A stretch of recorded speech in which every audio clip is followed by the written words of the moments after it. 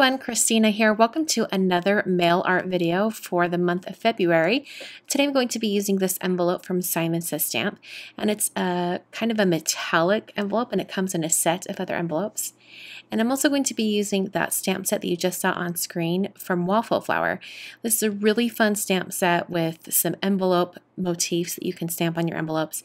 And I'm going to be stamping this stamp using some VersaFine Onyx Black ink and a MISTI tool. And the reason why I'm using a MISTI stamp positioning tool in particular on this envelope is because this envelope has kind of a coated surface, and so it's probably not going to stamp real well the first time you stamp it. I just sort of anticipated that would be the case, and that's what happened.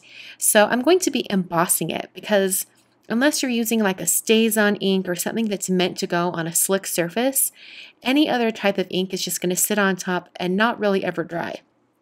So I prepped that with a powder tool so I could do some embossing later, and I stamped that once.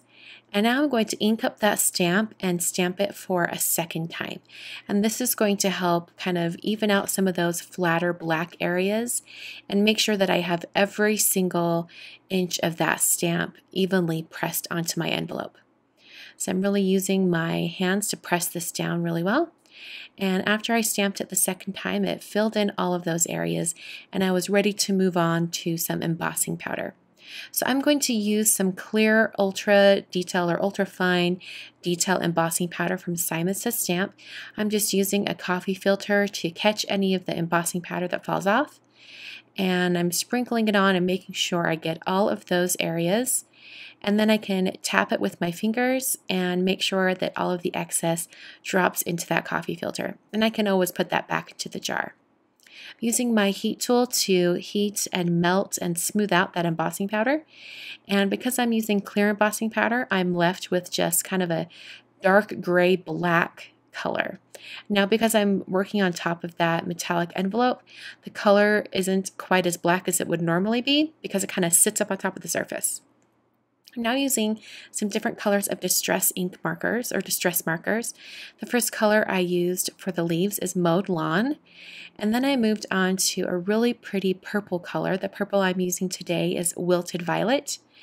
And like I mentioned before, any types of inks on top of this metallic paper that the envelope is made out of will just sit on top and it will smear and smudge if you're not careful. So I'm planning to color all of these flowers and then add some more clear embossing on top. So I used some picked raspberry for that pink color, and then mustard seed for the yellow, and then I finished off with ripe persimmon. I'm going to take some more of that picked raspberry and add some pink shades to the base of this flower. And then I'm going to take that wilted violet color and do the same for the pink flower, just adding the alternate color on the base.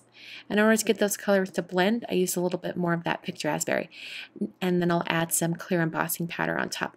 Now, the reason I was able to kind of blend out that color with the pink and purple was because those inks kind of just floated on the surface of the paper. So in this case, that coating that's on the envelope worked to my advantage because I was able to sort of blend those two colors together a little bit more easily. So I'm heat setting that once again, and now I have a nice, safe and protected stamped image that I've colored, and it's not going to smear or smudge. I'm now going to use the Whimsy Alphabet stamp set from W+9, and I'm going to stamp the name Megan on the front of the envelope. So I'm putting that in my MISTI tool, and I'm going to use the same exact ink that I used for the flowers, which is VersaFine Onyx Black. I want those black shades to match, so I'm using that one again. Now, I think if I was thinking farther ahead, I may even use StazOn ink because StazOn ink is formulated for slicker surfaces, and I might have been able to get a more black color without having to add the embossing powder. But in this case, it worked out to be just fine because I needed to coat those flowers that I colored anyway. So I'll heat set that with my heat tool until it's smooth and melted. And then I used a T-square ruler to draw on some dashed lines. These dashed lines are going to give me a guide for writing in the recipient's address.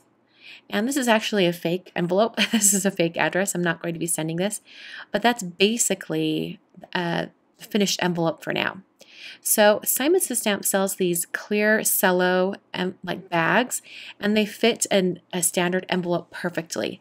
So in order to protect this envelope, I'm going to slide it inside this bag, and then I'll go ahead and seal it up. Now you have to remember with envelopes like this or anything that's shiny or reflective, it does make the envelope non-machinable.